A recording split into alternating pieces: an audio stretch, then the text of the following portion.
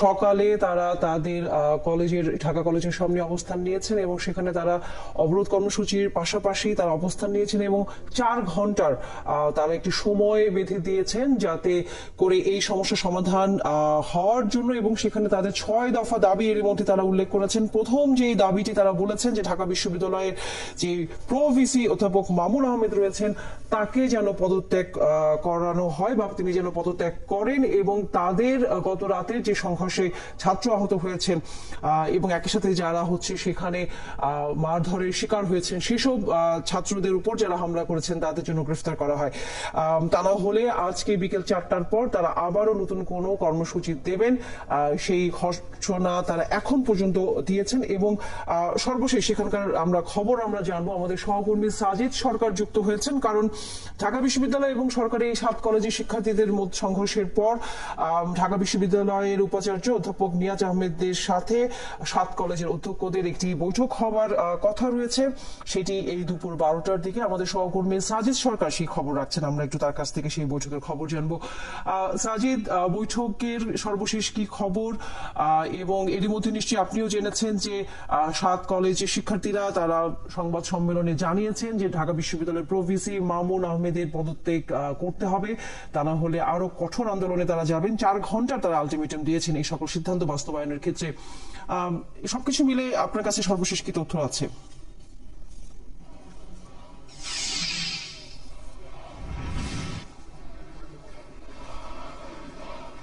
প্রথমে একটু জানিয়ে রাখি যে ইতিমধ্যেই কিন্তু ঢাকা বিশ্ববিদ্যালয়ের ভিসি এবং 7 কলেজের অধ্যক্ষ যারা রয়েছেন তাদের সাথে যে বসার যে প্রক্রিয়া সেটি সিলেট ভবনে কিছুক্ষণের মধ্যেই বসবেন। তবে এর আগে আমরা ঢাকা কলেজের বা যেখানে 7 কলেজের শিক্ষার্থীরা তারা কিছুক্ষণ আগে গণমাধ্যম কর্মীদের সামনে তাদের যে দাবি, সেই নতুন কিছু দাবি যুক্ত, এর আগে যেগুলো বলছিলাম যে সেই নতুন কিছু দাবি তারা কিন্তু যুক্ত করে তারা কিন্তু ইতিমধ্যেই তাদের বিক্ষোভ যে সমাবেশ সেটি কিন্তু চালিয়ে যাচ্ছেন। তারা বলছেন যে গতকাল যে উদ্ভূত পরিস্থিতি হয়েছিল, অর্থাৎ ঢাকা বিশ্ববিদ্যালয়ের পুরো ভিসি শিক্ষা তার সাথে যখন 7 কলেজের শিক্ষার্থীরা দেখা করতে যায়, ঠিক সেই মুহূর্তে সেই সমস্ত শিক্ষার্থীদের সাথে যে যিনি খারাপ ব্যবহার করেছিলেন, অসদাচরণ করেছিলেন, সেই ঘটনার আগে বিচার করতে হবে, সেই বিচার, এবং তাকে নিঃশর্ত ক্ষমা চাইতে হবে। এর পরবর্তীতে তারা আসলে নিঃশর্ত ক্ষমার পাশাপাশি অন্যান্য যে দাবি সেই দাবিগুলো পূরণ চাইতে চাচ্ছেন। ইতিমধ্যে তারা বলেছেন যে স্বতন্ত্র বিশ্ববিদ্যালয়ের ঘোষণা দিতে হবে, এবং সেই ঘোষণা যদি শিগগিরই না দেওয়া হয়, অর্থাৎ 24 ঘন্টার মধ্যে যদি সেই ঘোষণা না দেওয়া হয়, সেই আন্দোলনে কিন্তু তারা চালিয়ে যাবেন। এবং সেই আন্দোলনের কথা আমরা শুনছিলাম। একই সাথে সন্ধ্যা পর থেকে যখন আসলে দুই পক্ষের অর্থাৎ ঢাকা বিশ্ববিদ্যালয় ঢাকা কলেজের শিক্ষার্থীদের যে মুখোমুখি অবস্থান ছিল, সংঘর্ষ হয়েছিল, দেওয়া হয়েছিল, ঠিক সেই মুহূর্তে নিউ মার্কেট থানার এবং নিউ মার্কেট জোনের যিনি এসি ছিলেন, অর্থাৎ অ্যাসিস্ট্যান্ট পুলিশ কমিশনার ছিলেন, একই সাথে ভারপ্রাপ্ত কর্মকর্তা ছিলেন থানার, তাদেরকে আইনের আওতায় আনা এবং প্রত্যাহার করে তারা যে এই ঘটনায় জড়িত ছিল কিনা, শিক্ষার্থীদের উপর হামলা করেছে, সেই হামলায় যারা আসলে জড়িত, সেই প্রত্যাহার পর তাদেরকেও তদন্তের আওতায় আনতে হবে। অর্থাৎ এই পুলিশ কর্মকর্তা যারা সে সময় দায়িত্বে ছিলেন তারা আসলে সেটি কার ইন্ধনে করেছেন, এবং কেন 7 কলেজের শিক্ষার্থীদের উপর হামলা করেছেন, যেহেতু কলেজের মধ্যে হামলা ছিল, সেই বিচার করতে হবে। অর্থাৎ তাদেরকে প্রত্যাহার করে সেটি তদন্তের আওতায় এনে তারপরে তাদেরকে বিচার আনার দাবি জানিয়েছেন। একই সাথে বলা হয়েছে যে প্রধান উপদেষ্টা, শিক্ষা উপদেষ্টা সহ অন্যান্য উপদেষ্টাদের সাথে ঢাকা বিশ্ববিদ্যালয়ের ভিসি এবং 7 কলেজের অধ্যক্ষের তারা সমন্বয় চাইছেন, এবং সমন্বয়ের মাধ্যমে একটি সুষ্ঠু অবস্থানে আসা, এর মাধ্যমে এই যে একের পর এক তারা 2017 সাল থেকে তারা আন্দোলন চালিয়ে যাচ্ছেন, এটি আসলে তারা চাচ্ছেন না। এটি একটি সমাধানে আসা দরকার, এবং সেটি যদি দ্রুত আসা না হয়, সেটি তাদের যে আলটিমেটাম দেওয়া হয়েছে 4 ঘন্টা পর, সেই আলটিমেটামে তারা ফিরে যাবেন, অর্থাৎ কঠোর আন্দোলনের হুঁশিয়ারি দেওয়া হয়েছে। তানিয়া।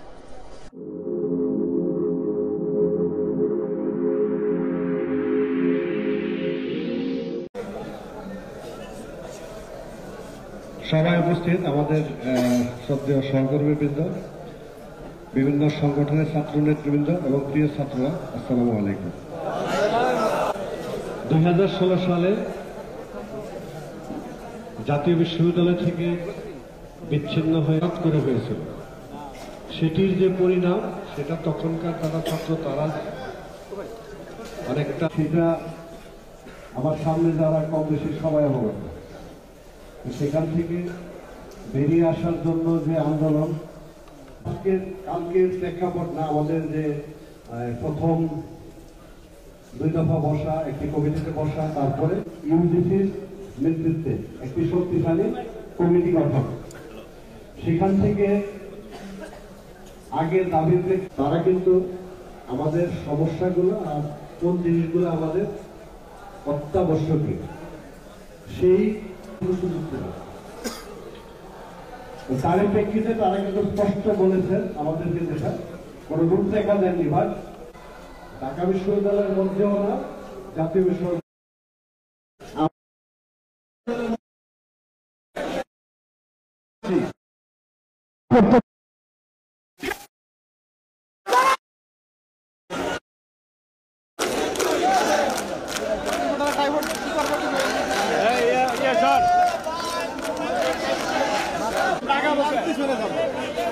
কেবল তো যাবে না রে ভাই,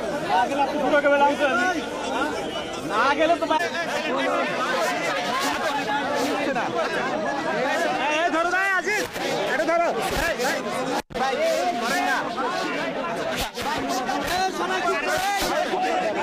ভাই সামনে গেলে বুম করবেন না, সামনে গেলে বুম করেন, সামনে গেলে বুম সাংবাদিক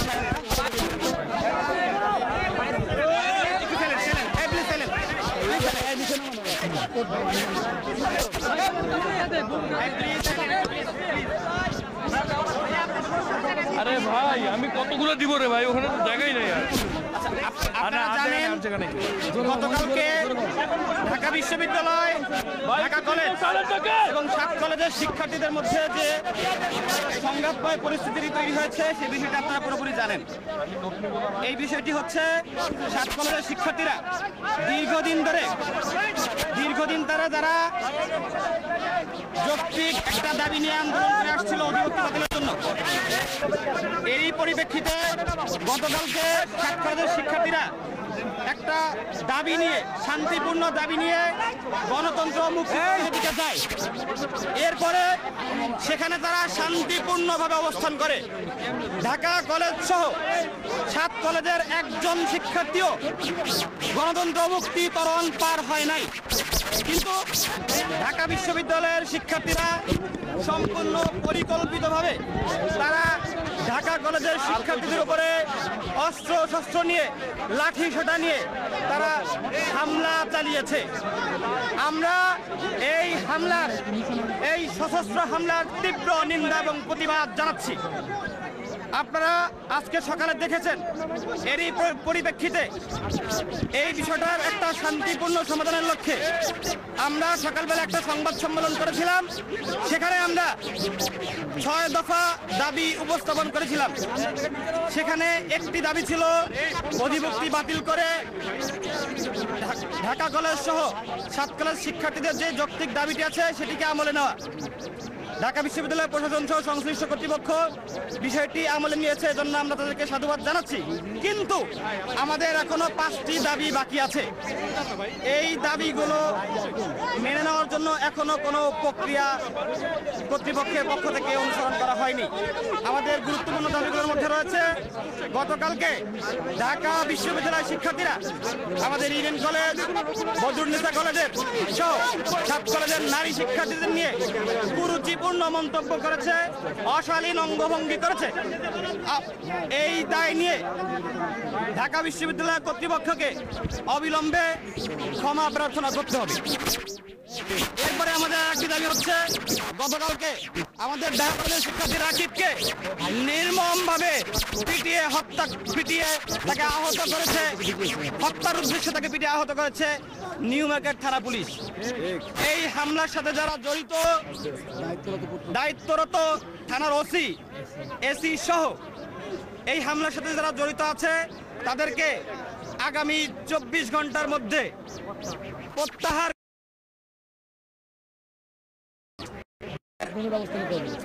আর একটি দাবি হচ্ছে এই যে ঢাকা বিশ্ববিদ্যালয় 7 কলেজ শিক্ষার্থীদেরকে মুখোমুখি অবস্থায় নিয়ে এসেছে, এর সম্পূর্ণ দায়ভার ঢাকা বিশ্ববিদ্যালয়ের প্রভিসির। অনতি বিলম্বে আগামী 24 ঘন্টার মধ্যে এই প্রভিসিকে তার পদ থেকে পদত্যাগ করতে হবে। এই দাবিগুলো যদি মেনে না নেওয়া হয় আগামী 24 ঘন্টার মধ্যে, তাহলে আমরা নিউ মার্কেট থানা ঘেরাও কর্মসূচি ঘোষণা করলাম।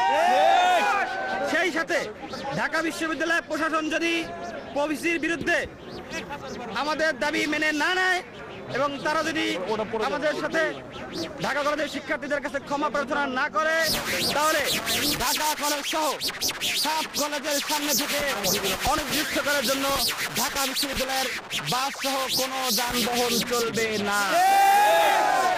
আমাদের পরবর্তী কর্মসূচি হচ্ছে যদি এই দাবিগুলো মেনে না নেওয়া হয় আগামী 24 ঘন্টার মধ্যে, তাহলে আমরা থানা ঘেরাও কর্মসূচি পালন করবো এবং হচ্ছে শান্তিপূর্ণভাবে আমরা ঢাকা কলেজ সহ 7 কলেজের সামনে থেকে ঢাকা বিশ্ববিদ্যালয়ের কোনো বাস যেতে দিব না। আমরা প্রত্যাশা করছি এই 24 ঘন্টার মধ্যে সরকার কর্তৃপক্ষ তারা আমাদের সাথে যোগাযোগ করবে, বিষয়টা অফিসিয়ালি মিটমাট করবে। আমরা কোনো সংঘাত চাই না, ঢাকা বিশ্ববিদ্যালয়ের শিক্ষার্থীদের সাথে আমাদের কোনো সংঘাত নেই। আমরা মূলত একটি প্রশাসনিক জটিলতার বিরুদ্ধে দীর্ঘদিন ধরে আন্দোলন করে আসছিলাম, কিন্তু তারা আমাদের কথা আমলে নেয়নি। এই জন্যই আমাদের এই কর্মসূচি। ধন্যবাদ সবাইকে।